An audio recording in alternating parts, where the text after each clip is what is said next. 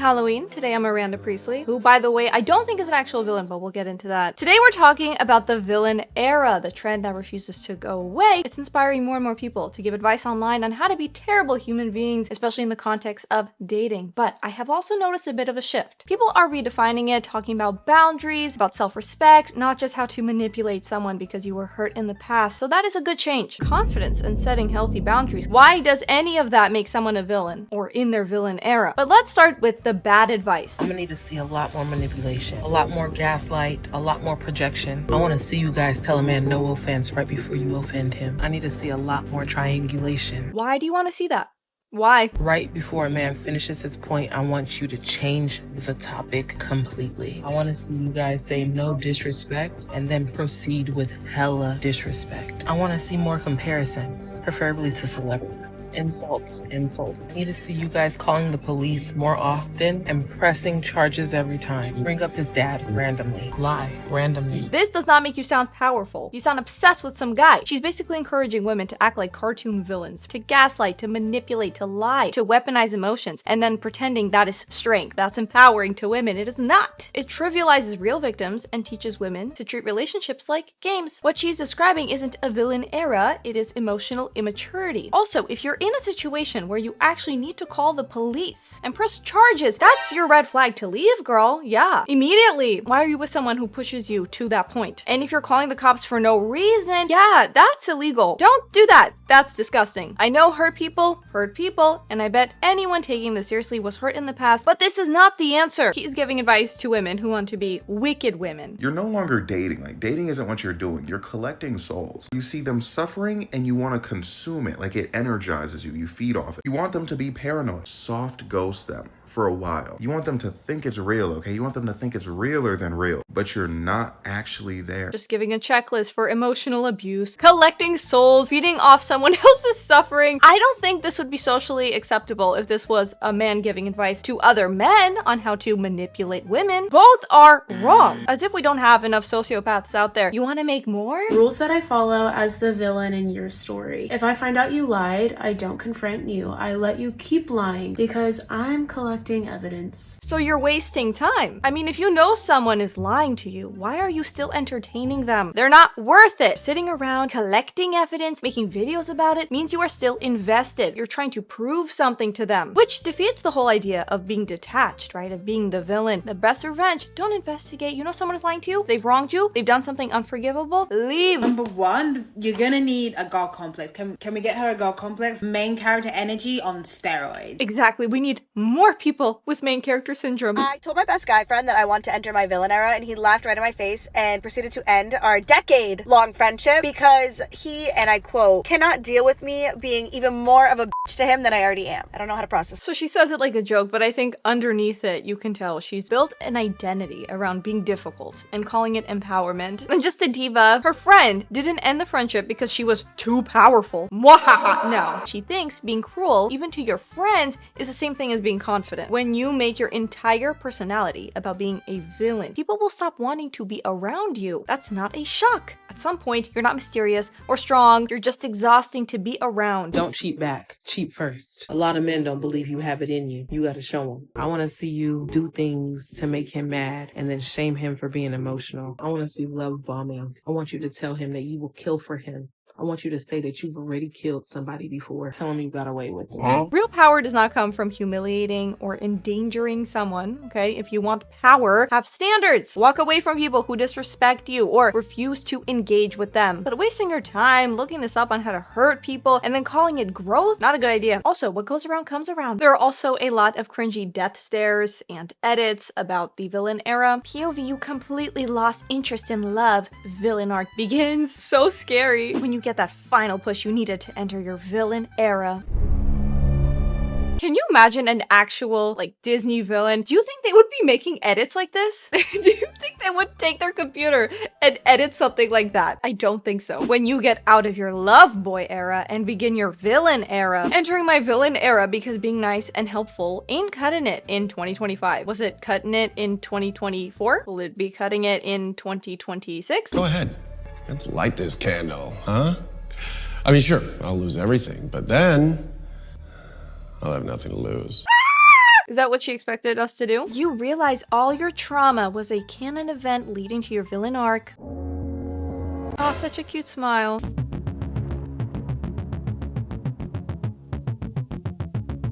Okay. A villain era is not about being mean or cruel. It's about dropping into your higher self. So first you're going to hibernate. You're going to hibernate first, speak your words, and they will come true. I am hot. Somebody rejects you? Who cares? You're the villain, baby. Who cares? Number 4, just lie. If a guy asks you what your name is, it's not your name. Just pick something else. You're in an Uber. They ask what you do for a living. You own a jam farm in Belgium. You're visiting on business. Make things up for the plot, okay? The villain era is for content. It's about stirring the pot. Number 5, block. Number 9, keep everybody on their toes. If everyone thinks you're going left, go right. Number 11, manipulation. I can't put my manipulative, flirty little tactics on how we get people to fall in love with us on TikTok because it'll get banned. Go to my Instagram story, feeling everything, and just being true to who you are. This one starts off with some decent advice about confidence and letting yourself feel emotions, and some of it actually makes sense, yeah. But then it spirals into lie for fun, manipulate people, and keep everyone guessing, which just teaches instability, narcissism, acting like a child. It's that mix of self-help and then delusion that makes this whole trend messy because yeah, there's some good advice and then that. You can't preach authenticity and then tell people to fake their name and job just for funsies. That's not mysterious, that's weird. And be true to who you are only works if who you are isn't someone who is actively hurting yourself or others. A lot of people hear that and take it as permission to never self-reflect. I think the best moment as an adult is when you embrace your villain era. Like if I don't want to go, I'm just not going. If I don't want to do you a favor, I'm just going to say no. And if I don't want to be around certain people, I'm just not gonna come. And like the reality of this era is like embracing hanging out with yourself. Okay, that one's not that bad. It's not about manipulation. It's about setting boundaries, saying no, which is great. Just make sure you have that balance because you don't want to say no to everyone and then completely isolate yourself, but you also don't have to over-explain or chase validation. Overall,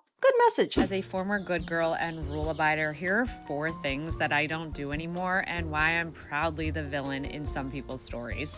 Rule number 1, don't over-explain. If you don't get me, that's your homework, not my TED Talk. I don't play nice to keep the peace. Emotional maturity, not over-explaining or people-pleasing, it does get labeled as mean or selfish. So that I can understand. That's why it's suddenly called the villain era, being a villain. But again, balance is key. Don't be a narcissist, but just learning how to say no without I'm so sorry. No, but I'm sorry, no, but maybe that. No. Learn how to set healthy boundaries. Great. The problem is that genuine self-respect has been confused with being a bad girl, a villain. Ridiculous. Bonding with other women will become more difficult because the vast majority of women bond over shame. It's clear that they're committed to continuing to feel this way, so it might just feel unnecessary or mean to clock them on it, but you will start to get a sick feeling in your stomach when someone is telling you about the 5th, 6th, 7th, or 8th time another person in their life has disrespected them,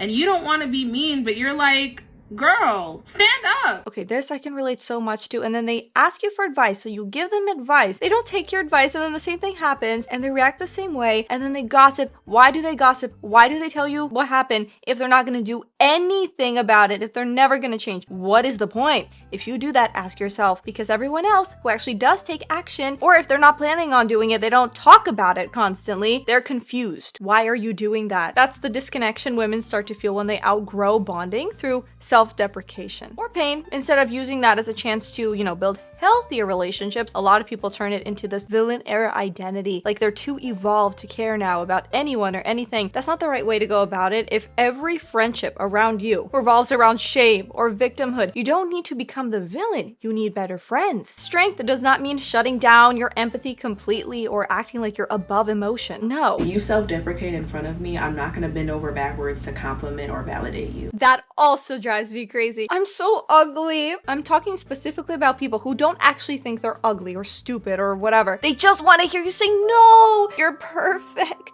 You're so great. Fishing for compliments, I just let them say it. Okay, yeah, you're ugly. No, but it gets to a certain point, you may know the kind of person I'm talking about, where you just don't answer. And they'll stop immediately when they don't start getting the, yeah, no, you're so great. As the villain, these are the things that I don't care about. Apologies without changed behavior. Friendships that cannot survive boundaries. One of my favorite ones, but opinions from people I would never take advice from. That makes perfect sense as well, because with all due respect, if someone's lifestyle does not reflect what I want, why on earth would I take their advice? For example, maybe you are a farmer and you start giving me advice on how to become a farmer. You may have the best advice on how to do that, but that's not my goal. That's not my dream to be a farmer. Someone else may love that advice. That's for them. But some people have this belief that everyone wants to live the way they do. No, everyone has different goals, different likes and dislikes, so it's just discernment. Those people can save their advice for someone who does want to follow in their footsteps. You don't need to go on a demon arc after a breakup. You don't have to start being evil and treating women bad just because a girl just did you wrong. She broke my heart, so now I have to break 100 other girls' hearts.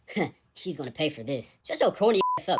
You're not that type of dude, bro. You a good guy. You have a good heart, man. Be yourself, please. It's to let that relationship go and just do more of what you love. Focus on your passion. I know that shit is easier said than done, but trying to be evil and go on a villain arc, corny. This is so true. To any man or woman that thinks you're entering a villain arc, that you're getting back at them by spending more time obsessing over someone that's not into you, you don't look like a villain, you don't look like a hero, you look like a nobody because all your energy and attention is going towards what? Someone, again, that does not care. Move on. Like you said, easier said than done. But to those before who are giving the manipulate, lie, how to cheat, how to whatever, you just look hurt and sad. Hurting people will only prolong your pain and it makes you look small and weak, certainly not healed, and not someone who has actually moved on and who doesn't care. When you do move on, when you focus on friends, family, career, hobbies, become someone you are actually proud of, have standards, that looks like growth. But top 10 ways to lie and manipulate. Call the cops for fun. It looks weird and sad. Be okay being the villain in someone else's story. Allow yourself to disappoint people if it means to protect your own peace. Yeah, disappointing people is inevitable when you start setting boundaries again. The people who benefited from your lack of boundaries, they'll call you selfish when you start enforcing them. So that's just expected. Ask yourself why they made all the divas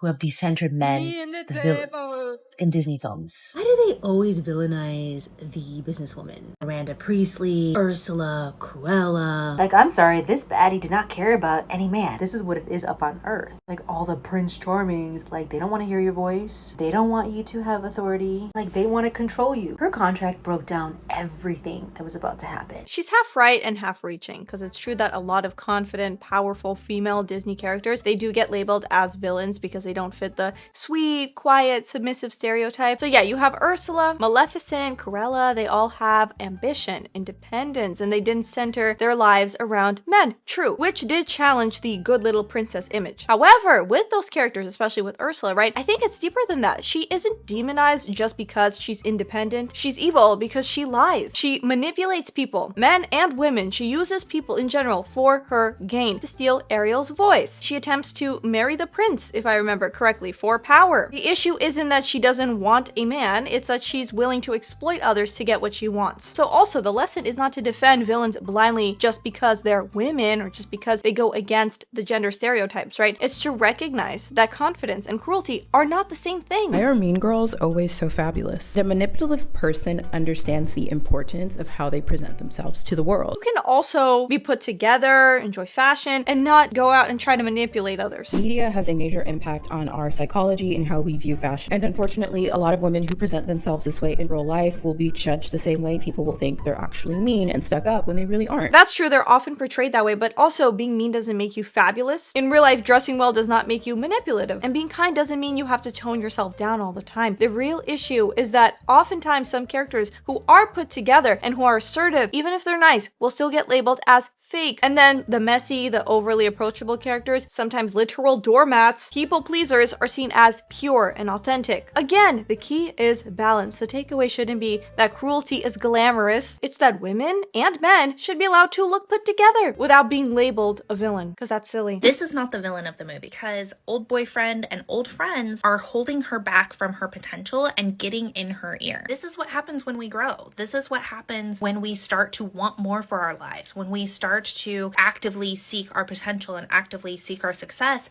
The people who knew us as we were will often try to hold us back. Okay, my time to shine. So I think this woman, she's mostly right. Miranda isn't a villain just because she has standards or is tough with those around her. There's a scene actually where she's working, she's in a meeting, and she's rejecting ideas that don't fit her vision for the magazine. And it's clear she's not being difficult just for the sake of it. She is protecting the quality of Runway, doing what she believes is best for it because she cares deeply about her job and she has earned the authority to make those decisions. She calls the shots without the need for constant validation. So people, of course, will already make her the villain. someone. Now, is she perfect? No, not at all. She can be cold, she's entitled, she's casually cruel. The Nigel situation in particular, where she sacrifices someone loyal to save herself, of course deserves criticism, but the same behavior that would be labeled decisive or commanding in a man becomes heartless and manipulative, something even Andy admits. There was one scene in particular where she's with her boyfriend Nate and her friends, who are terrible. All of them are awful. Like she said, they are the true villains here. She brings them gifts, genuinely excited to share something from her world, and when Miranda calls, her friends snatch the phone, laugh, and refuse to give it back, while Andy's saying, you know, that's my boss. Give me the phone. I need to answer. Duh. They laugh it off, make fun of her, and then, oh, you've changed. You've changed. And that makes us uncomfortable. Andy was not cruel to her friends. Sometimes you'll have to make sacrifices. You can't always go to parties, all these different events that her friends asked her to go to. She tried her best. The job is very demanding, but she was never cruel to her friends. The real issue is that Andy outgrows the version of herself that made her friends and boyfriend comfortable. The dynamic is so common. People who benefit from your smaller self will always call you selfish when you start evolving. At the end of the day, though, this whole villain era trend isn't always about being heartless or manipulative. A lot of the time, it's about learning that saying no, having standards, does not make you cruel. You're simply a mature adult. And if that's something you struggle with, it's worth working on, so this advice could be great. But if you're already leaning towards narcissism or using this idea as an excuse to lie, to manipulate, to hurt people, that's not empowerment at all. Because the point isn't to become an actual villain. You don't have to be cruel to be powerful, and you don't need to keep apologizing for existing. Just stop asking permission to have standards. And that's all for today's video, guys. Let me know what you think in the comments below. Also, remember to like, subscribe, and hit the notification bell to see my next video, and I'll see you all in the next one. That's all.